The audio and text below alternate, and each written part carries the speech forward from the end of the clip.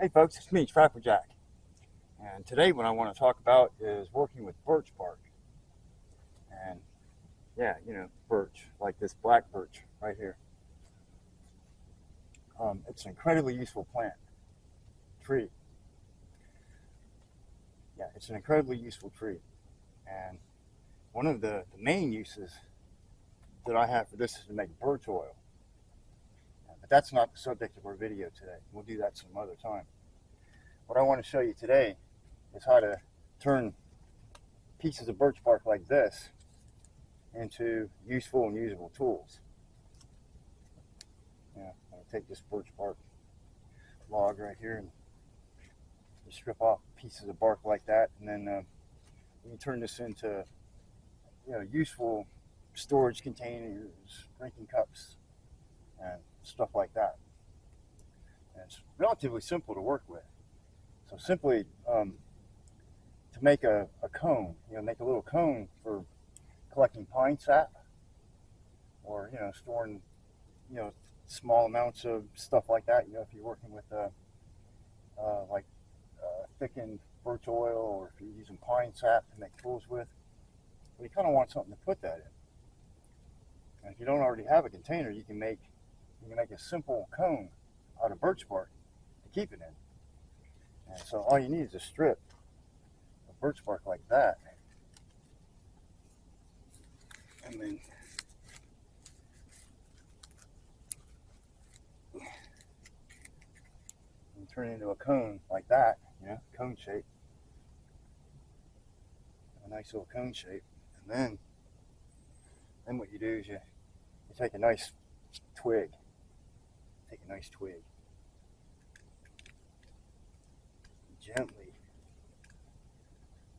gently press it through the bark so that it locks it all together.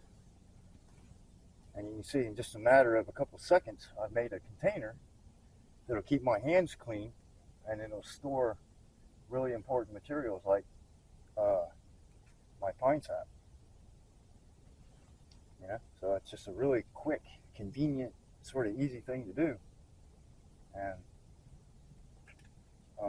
it's so incredibly useful. Not only is it useful, but these are aesthetic. I mean, these are beautiful to look at. I mean, you just make something like this and set it on your shelf at home and admire it for years, because it's beautiful. But not only is it beautiful, it's also incredibly useful. So now I can take that cone right there and just fill it up with pine sap and go and make any kind of tools that I want, or anything that I need. I'm ready to do that right now. So that's one thing you can do with birch bark. And then another thing you might want is, someday you may need a drinking glass or something like that. And these birch logs, what they do is they rot out in the middle. All the wood rots away. See, you pull the wood right out of the center of it, just like that. Right? I can actually break that one off right there.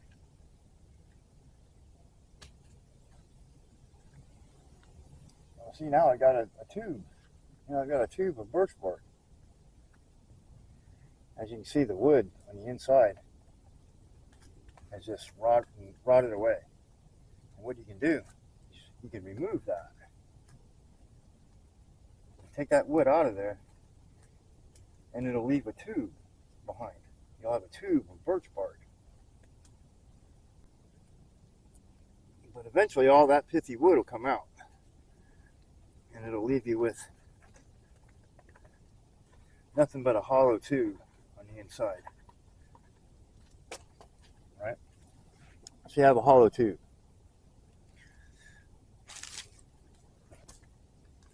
Alright, there we go. Pull the rest of that wood out of there.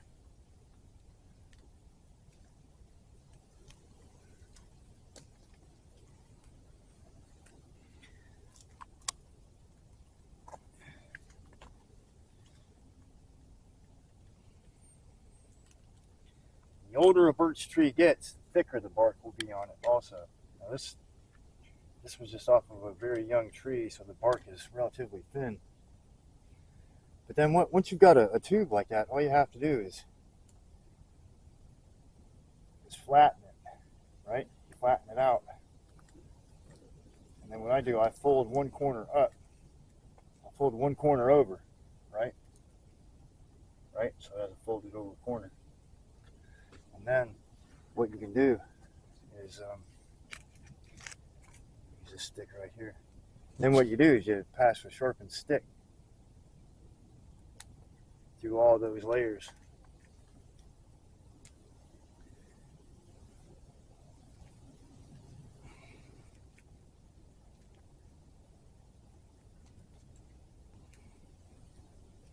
There we go. All right. Then once you've got that passed through there, see what it does. It leaves you a nice little cut with a closed off end. And then all you got to do is go on to seal that up with pine resin.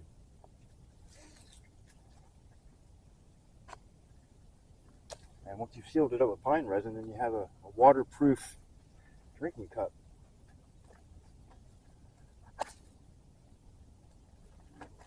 Or you can use it as a water vessel. You can carry water in it, you know. And so you can make these all day long too. You know, I mean, they're everywhere, and you know, you just pick them up and hollow the wood out of them. Yeah, sure, you'll ruin a few of them trying to get a good one, but if you do a few of them, you know, if you practice on it, try it 2 or 3 times, you will get a real nice one out of it.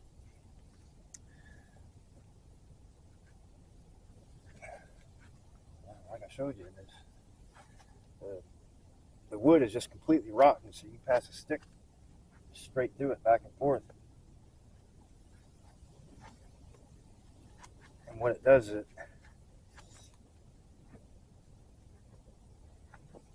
gets that wood out of the center of it.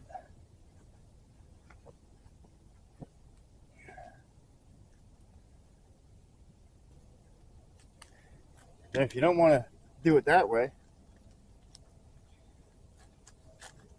if you don't want to, well, this piece is not really all that good. It's a nice thick one.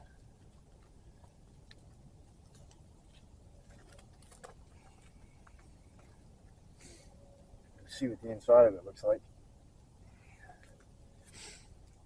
So if you don't want to do it that way, you can take a piece of birch bark that's larger than the size of the work that you're doing, right?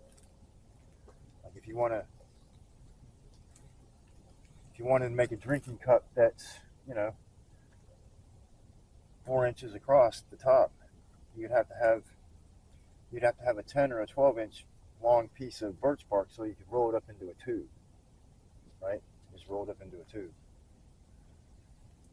And then essentially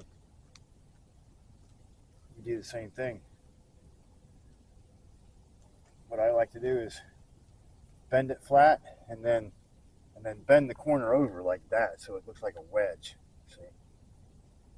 Do it like that. And what that does is it reinforces that area, you know, it makes it stronger, and it also prevents it from leaking. You know, it prevents the cup from leaking. And you can actually fold these up like this and make it waterproof just like that. You fold it over, you know, you bend it flat and then fold it over. It'll seal the bottom of it off so you don't have to use pine sap. Yeah, it's not that hard of a job. It's, you know, it's no big deal. No big deal at all. Yeah, I like to use a nice hardwood twig that's been mildly sharpened on the end. You pass it through, and once you're done, you see you got a nice cut. You see. So I got a nice little. Oh, this is you use this for a shot glass maybe. This is how small this is. But the point is, not the size of it, but it's the technique that I'm trying to show you. You see this? I pressed it flat and folded the corner over, and by folding that corner over, you can see it's sealed off the bottom of it. And you can go on and add pine sap to that, and you seal it up with pine sap like you would a canoe or whatever, and make it totally waterproof. But just having it like that, and just having this right here, that's a good drinking cup. You can, instead of having to stick your face down in a water puddle or whatever, however you're drinking your water, you just use something like this as a cup. You don't even have to carry it with you when you're done. You just use it and then throw it down. Make another one somewhere else. You don't even have to carry them with you. So it's just one of those limited effort,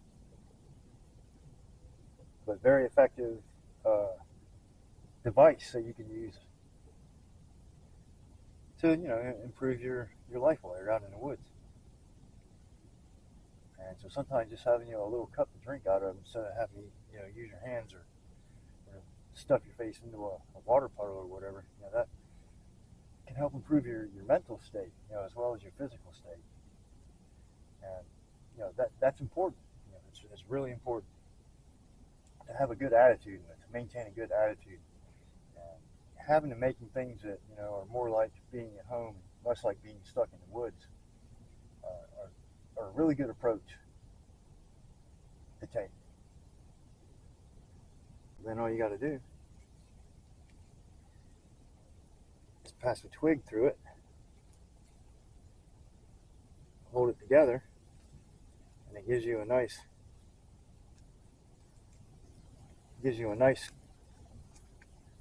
cone-shaped container to hold your pine sap. And yeah, these are really convenient. They don't take any time to make. They're just super simple, super easy, but they're really effective. The main thing is they keep your hands clean, from pine sap. You're gathering pine sap. All the sticky stuff goes in here and stays on that. It doesn't go on your hands. So that's really good. So that's just a 5-second tool that will bring you a lot of happiness and a lot of satisfaction. They're really elegant to look at too. I mean, they're kind of nice to have. I make these and just set them on my shelf at home, on my bookshelf to have them to look at. They're beautiful. I mean, they're aesthetic. They have nice color qualities to them. So yeah, I like them. And another thing you can make with these is a drinking cup. Because you find these rotten logs on the ground, and the bark will last for decades. And birch bark is antiseptic because it has phenolin in it. It has the chemical that it has in it, and that kills some bacteria and microbes, and is non-conducive for others to live on. So essentially, you can't pick a piece of this up and make yourself sick with it, because bugs don't like this.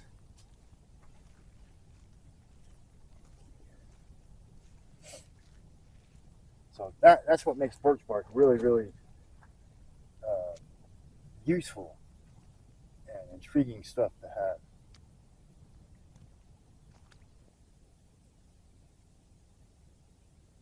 So you can make so many different things. You can make big, basket barrels. You can make drinking glasses. You can make just all kinds of different stuff. You can make tool pouches. And believe you me, birch bark that comes off of a live tree is incredibly strong and durable. It's not like the birch bark you find on the ground, with the dead limbs, because that stuff is, it's really thin to begin with, and it's kind of crumbly. A lot of it's broken up. So that's why a lot of people just use that material to burn, to build fires with, because it makes a wonderful fire starter. And it makes even better birch oil. So those are, two of the primary uses that I have for the birch bark. But I also like, making all kinds of different stuff out of it that you need, especially, holding containers and food trays and water vessels. And if anything you need like that, birch bark is absolutely the thing to use. And even boats, you can build boats out of it. You can get enough big birch bark pieces that are in good shape.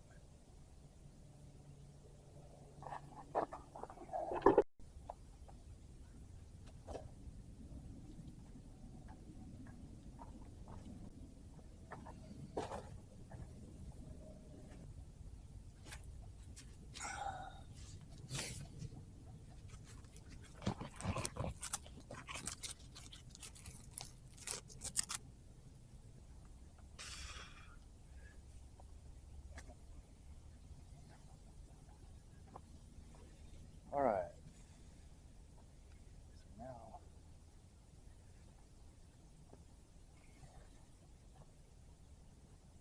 yeah, birch bark is one of the most durable and resilient barks there are to work with out there in the woods.